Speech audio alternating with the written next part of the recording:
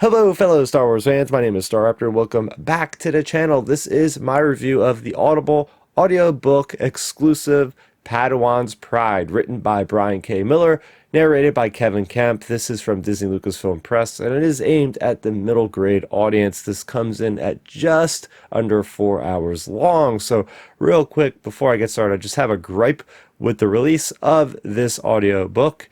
I feel like Lucasfilm Press put this one out to die, quite frankly, because there was no promotion ahead of time, no promotion even on the day of, not even a single article from StarWars.com. So I really don't know what's happening there. I get they want to shadow drop stuff, but hey, let the world know. Let the world know, because this was very enjoyable, and I want to see these creators get their due. So you can get this off of Audible only, of course, and that you could pay one-time price. You could do the monthly. They even have trials, so go ahead, check it out. Different options for you there. So this story, in a nutshell, is a rescue story. It takes place 3 years after the Phantom Menace, and we follow the adventures of a 12-year-old Anakin Skywalker and his master Jedi Knight Obi-Wan Kenobi.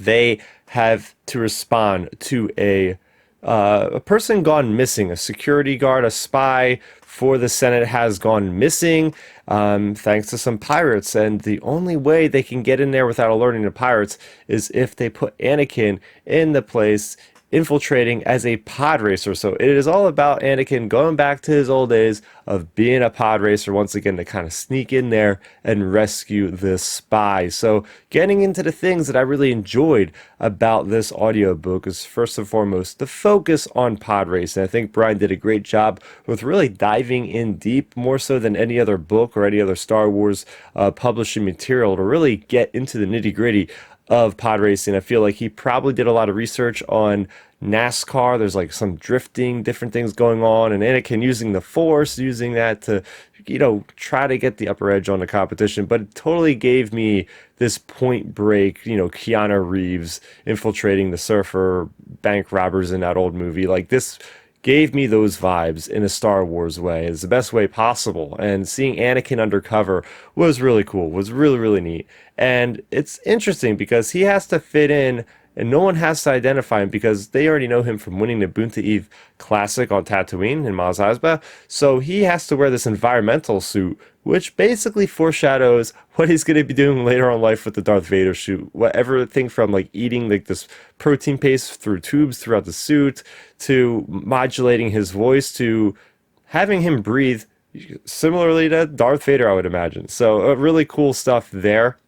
Speaking of Anakin, I think this really does a great job, Bryan, with portraying Anakin as that angsty kid.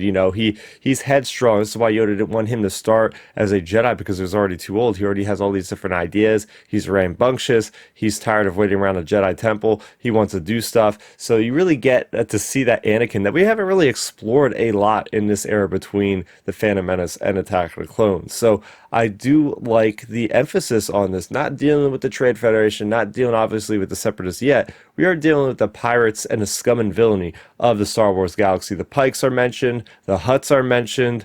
There's some really cool stuff that's happening in this 10-year gap that, again, we have not explored very much. So it's nice getting a peek behind the curtain, so to speak, with this shorter adventure. And of course, this is an audiobook. I think Kevin does a great job with narrating, doing the whole thing by himself, whether it be talking as a little boy with Anakin Skywalker, to a Hutt with a guttural kind of voice, to a regal Obi-Wan Kenobi. This guy is very capable when it comes to performing all different facets of different things. And of course, like, the sound effects are really cool.